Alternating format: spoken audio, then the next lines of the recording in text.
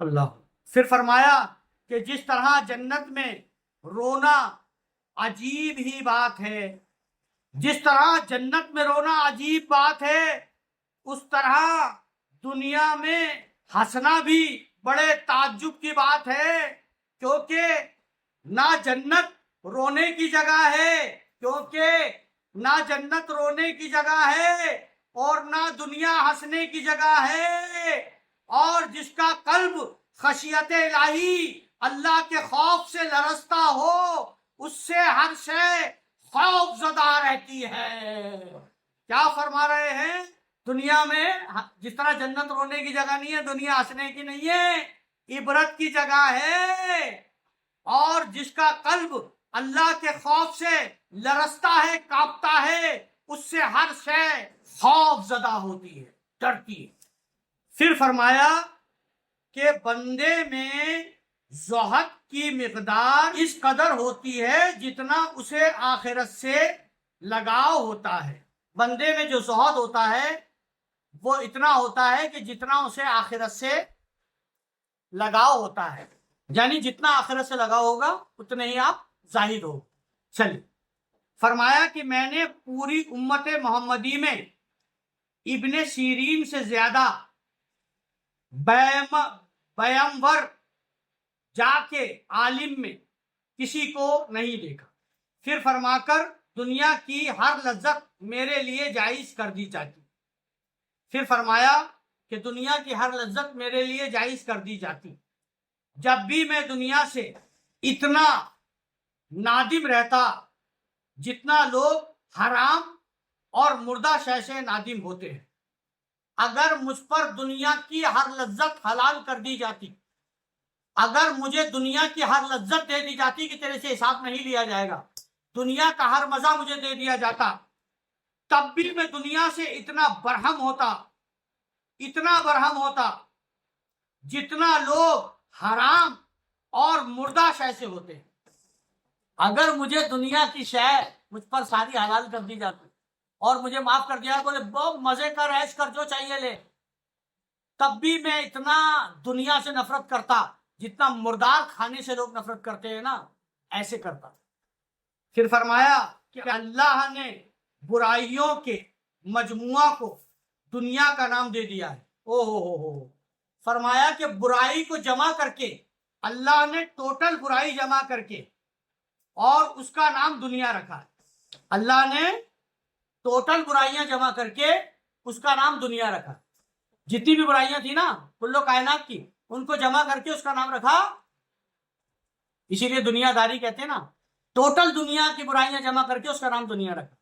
دنیا سے بری الذمہ ہو کر لوٹنا اثنائے مشکل ہے. دنیا سے بری الذمہ ہو کر لوٹنا اثنائے مشکل ہے. دنیا میں رہ کر دنیا کو طلاق دے دینا یہ بہت مشکل کام. چنانچہ دنیا میں آنا آسان ہے. کیا فرما رہا ہے؟ دنیا میں آنا آسان ہے. پھر فرمایا کہ لوگ دار الامراض یعنی بیماریوں کا مرکز، دا ایپیڈیمک اور سینٹر آف ڈیزیزز. پھر فرمایا لوگ دار الامراض میں یعنی بیماریوں کے گھر میں، یہ دنیا بیماریوں کا گھر ہے، لوگ دار الامراض میں پاگلوں کی طرح تنگ جگہ میں زندگی گزار دیتے ہیں. نہیں سمجھ میں؟ بیماریوں کا گھر، تنگ جگہ میں زندگی گزار دیتے ہیں، بے وقوف زندگی گزار دیتے ہیں. پھر فرمایا کہ اگر آخرت خاکی ہوتی اور دنیا زر خالص یعنی پیور منی، اگر آخرت خاکی مٹی ہوتی، اگر آخرت مٹی ہوتی اور دنیا زر خالص پیور سونا ہوتی، پھر بھی دنیا فانی رہتی. اے ہائے ہائے ہائے ہائے ہائے،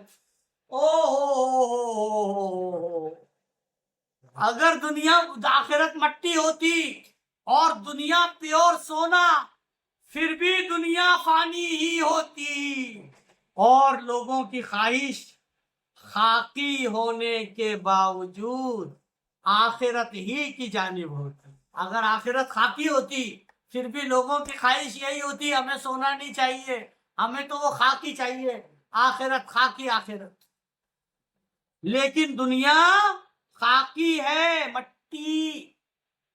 دیکھ فریدا کھلی مٹی, مٹی اتے ڈلی مٹی, مٹی حد سے مٹی روے, انت مٹی دا مٹی ہوئے. دنیا نال نہ کر تو دھوکا, تو بھی مٹی میں بھی مٹی.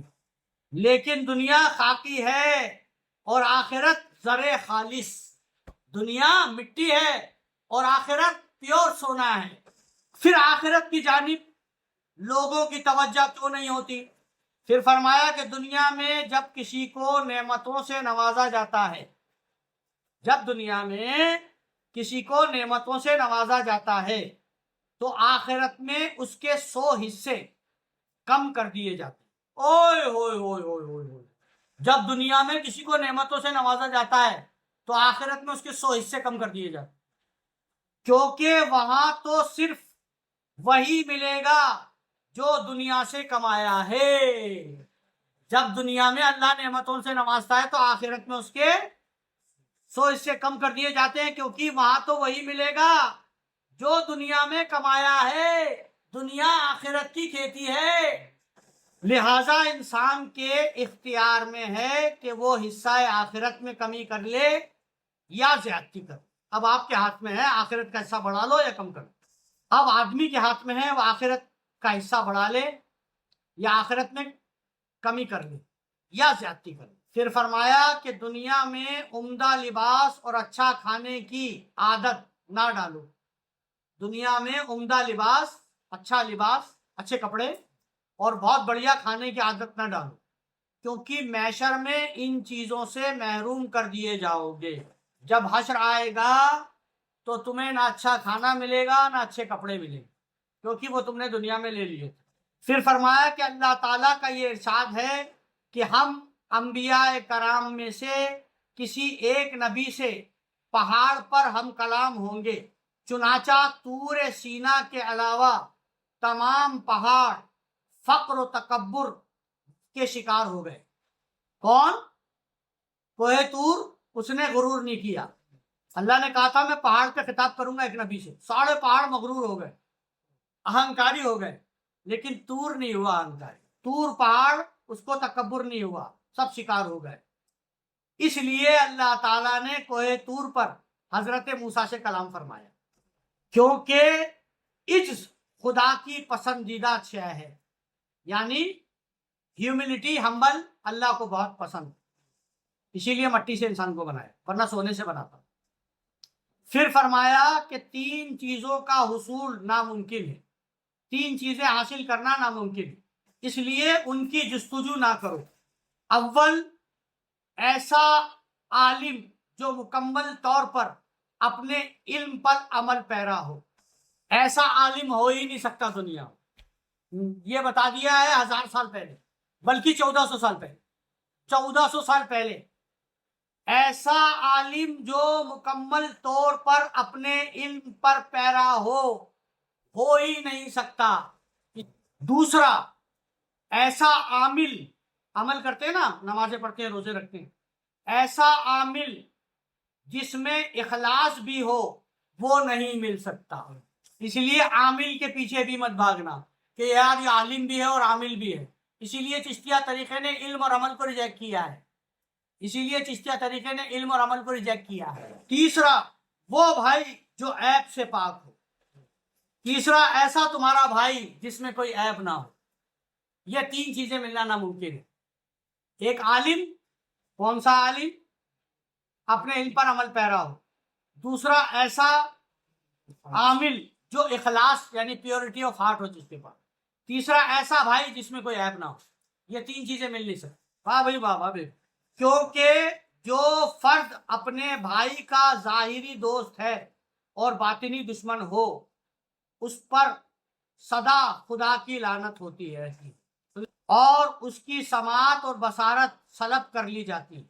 اس کی سماعت, دیکھنے کی طاقت اور سننے کی طاقت سلب کیے جانے کا خدشہ رہتا ہے. پھر فرمایا کہ ایک دور وہ بھی تھا کہ جب عمل کو ریا تصور کیا جاتا تھا، ایک دور ایسا بھی تھا جب عمل کو ریا دکھاوا تصور کیا جاتا، اور ایک دور یہ بھی ہے کہ بے عمل ریا میں شامل ہے، کہ بے عمل ریا میں شامل۔ یاد رکھو دکھاوے کا عمل شرک میں شامل ہے، دکھاوے کا عمل شرک ہے، شرک۔ پھر فرمایا کہ زاہد اہل معرفت وہی ہے جو اپنے مقدر پر شاکر و قانع رہے۔ فرمایا کہ زاہد اہل معرفت وہی ہے جو اپنی تقدیر پر شکر بجا لاتا رہے اور مکمل خدا شناس عبادت بھی مکمل کرتا ہے، اور کسی سے اعانت کا طالب نہیں ہو۔ وہ جوان مرد ہے کسی سے کچھ لینے کا، داد لینے کا یا پیسے لینے کا،